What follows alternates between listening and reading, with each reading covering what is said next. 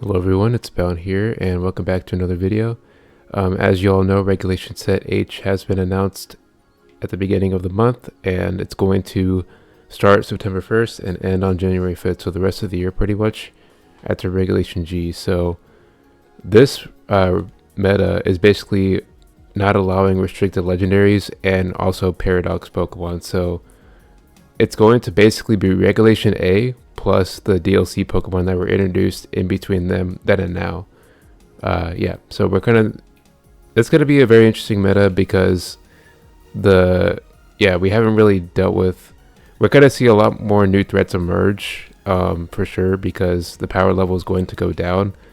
But at the same time, we still have things like Ursaluna Blood Moon and Dragonite in the meta with all the DLC moves that they've had, like for example Scale Shot Dragonite, which we didn't have in Regulation A. So we can also take a look at the eligible Pokemon here. So yeah, all these empty slots are basically restricted in Paradox Pokemon down here.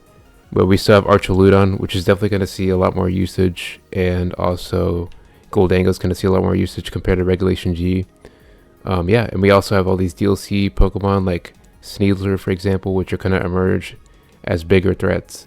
So now what I'm going to do is further break down the Pokemon at the top of the threat list and talk about potential counterplay that you can do to deal with these Pokemon. So let's go and do that. Alright, so the first Pokemon I'm going to talk about that really needs to be dealt with in Regulation H is Ursaluna Blood Moon. So Ursaluna Blood Moon, as you may know, is the special attacking form of the normal Ursaluna. So instead of having a really high physical attack, it has a really high special attack. But yeah, Mind's Eye, so you can't use... So what this means is that you can't use ghost types to switch into this easily because this ability just allows that to be hit by normal type moves. And yeah, Blood Moon. So Blood Moon, 140 base power move. It's kind of like Gigaton Hammer, but it's a special attack, and it's going to hit very harder coming off of a 135 special attack compared to like Tinkaton. Tinkaton's low base attack with Gigaton Hammer. But the point is, it's going to be this Pokemon is going to be very hard to switch into, and a lot of the Pokemon that were banned had a lot of special defense. So we're losing a lot of special defense. For example, Fluttermane and things like Calyrex Shadow. So we're not going to have as much special defense bulk, but that doesn't mean it's not going to be able to be dealt with at all. We're going to see different the evolution of counterplay for this Pokemon. There is still some pretty strong fighting types in the meta, like Sneasler, and even Gallade can even one-shot this thing with Sacred Sword, so that's definitely an option that you can use to deal with this thing.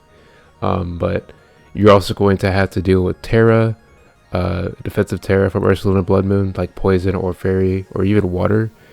So you can't... Fighting types are not going to be a 100% way to deal with it, so you're going to have to have a way to scout it out and then deal with the Terra that it has.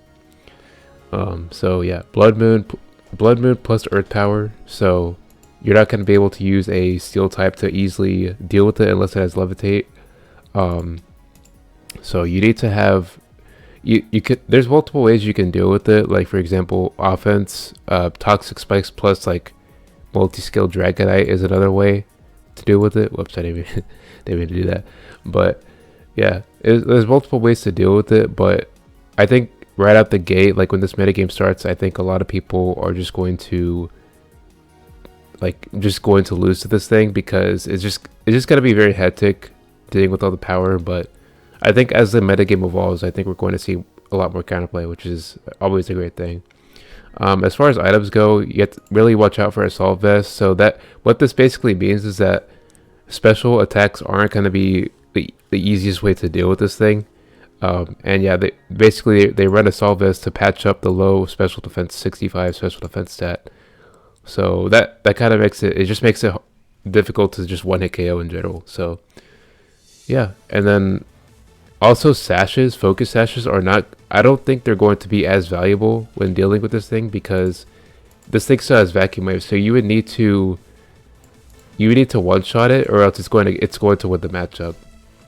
So yeah, and then also substitutes. Some people like to use substitutes to scout Blood Moon out and just like get it out of the way, but that's not gonna be as easy because Ursaluna gets Hyper Voice. So this is basically the standard set that you're going to see on the ladder. And as far as EVs go, you're probably going to see. Oh wait, this is level 100. Another thing to note is that you need to have things at level 50 when you're doing like damage calculations, team building, because that's obviously what the format is. But you're probably going to see around like this HP, and then like they're gonna put special defense investment on top of the assault vest, so you have to be careful with that. So you might see something like this, with maybe some defense too, but some of them like to speed creep, so you have to be careful with that. But yeah, Ursaluna Blood Moon is just going to be a very big threat with normal Terra. Mainly, that's what most of them run. So yeah, in that sense, you would want to fighting type because it's not going to care about Terra. So yeah, next one I'm going to be talking about is Gholdengo. Gholdengo is going to be a much bigger threat in this regulation compared to the last regulation.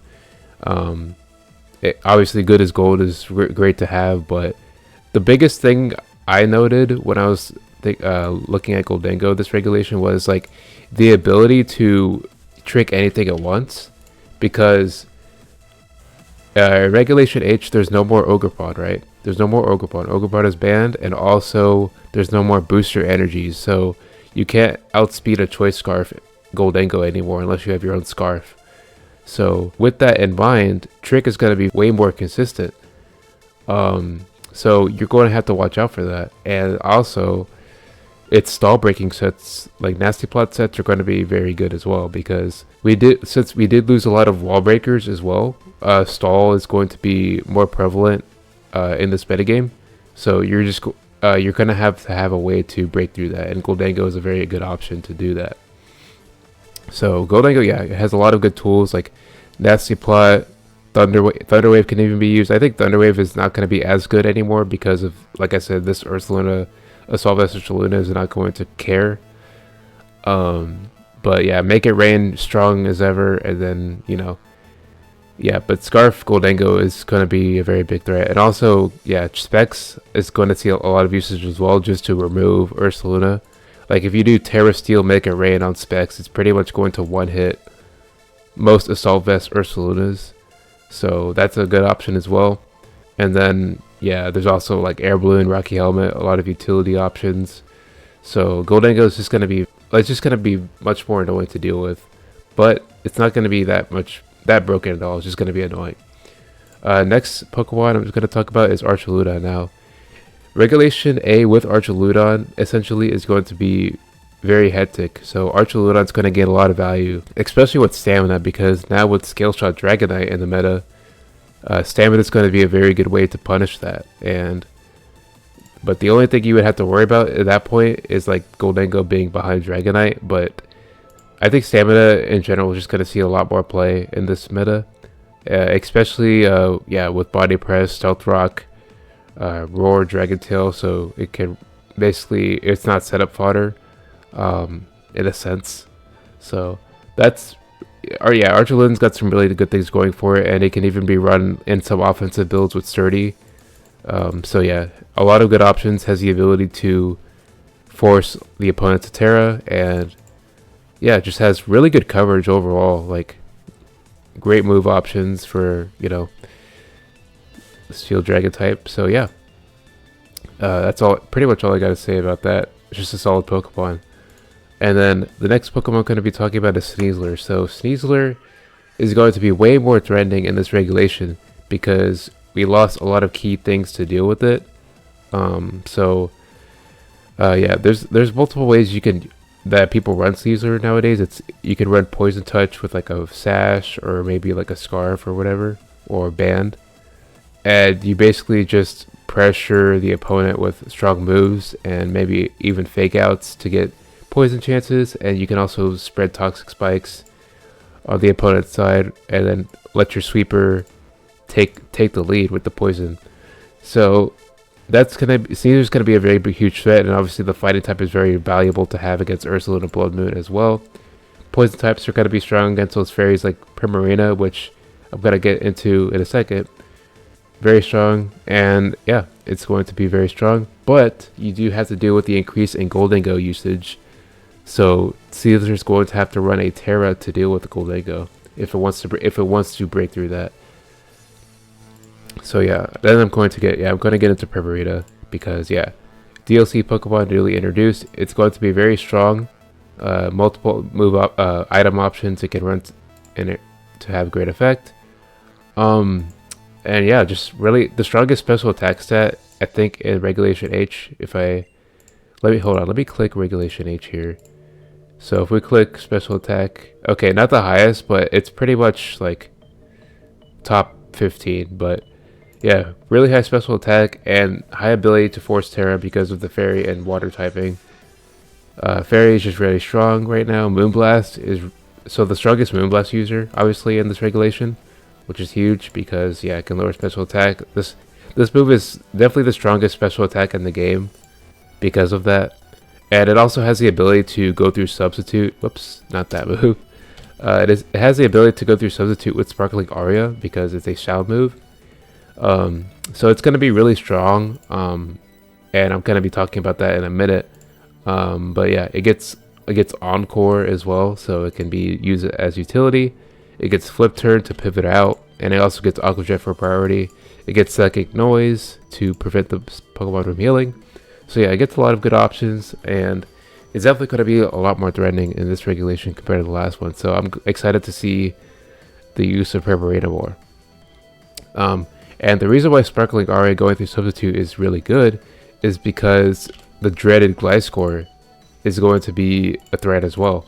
Now the thing about Gliscor in this regulation is that it's not going to be protected by a legendary Pokemon. So what I mean by that is that you can't just use like a Koraidon or Miraidon anymore, and then if you have a opponent that just has a lot of things that can bulk those things out, the legendaries out, you can just use Gliscor to time them out. And this is what a lot of people have been doing in Regulation G. But it's not going to be able to. It's not as protected. That's basically what I'm saying. It's not protected by huge amounts of power that forces stalled Pokemon that Gliscor can just time out. So, yeah, Gliscor, it's still going to be very annoying to deal with. But now that Primarina and Ursaluna are bigger threats in this regulation, and there's also things like Hydreigon, which yeah, I can get into right now. Hydreigon's going to be a huge threat. Terra Steel Hydreigon or Taunt Hydreigon can pretty much shut out the stall Gliscor set that pretty much most Gliscors use nowadays. So yeah, Poison Heal, Toxic Orb, you know what Gliscor runs, right? And basically, yeah, it's used as a timeout Pokemon, so you don't want to get timed out. Like the one thing that can be really scary about Gliscor is that your opponent can, like, let's say lead with a Dragonite, and the problem with Dragonite is that it has so many move options that you could just randomly lose your first Pokemon, and then if you're in a position where the opponent can just bring in Gliscor, you lose because the Gliscor can just sub-protect until the game's over, until the time runs out. But that's not going to be as threatening anymore. But it's still a threatening option in general, so you do need to watch out for that. But yeah, I do think Hydreigon's going to be a very strong pick in this regulation because of the Levitate. So with things like Dondozo and Garganacl still being huge defensive threats, you still have to worry about things like Fissure and also Earthquake. So yeah, Levitate's going to be very strong in that aspect, and combined with Steel Terra, you're going to be able to take Blood Moons easier. So if you're against Ursaluna Blood Moon, you can't get Earth Powered, and then Blood Moon's going to be halved. And that Vacuum Wave is still pretty annoying, but Blood Moon, a halved Blood Moon is going to still be stronger than a Vacuum Wave, because halved Blood Moon is basically, so it's going to be 210 naturally, so 105 is going to be halved Blood Moon, right? 105 base power. Vacuum Wave is going to be 80 base power, so Blood Moon is a bigger threat even though it's half. So Steel plus Levitate is going to be very strong against Ursaluna Blood Moon.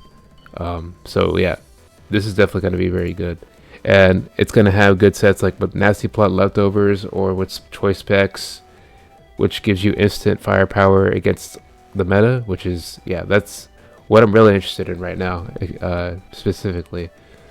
So yeah, I'm pretty happy that Hydreigon's going to be a top threat again, because I've always loved using Hydreigon for many generations, and yeah, can't complain about Hydreigon being good. It's just a very solid Pokemon, but it also has a lot of counterplay.